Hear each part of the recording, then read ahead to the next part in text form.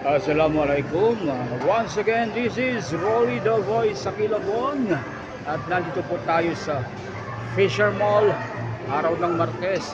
Dito po tayo manonood ng Shadow Force at Rosario.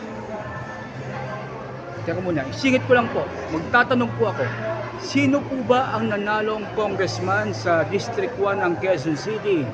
Ito po bang si Atayde o si Crisologo? Ayan. Medyo magkaiba kasi yung information na nakuha ko.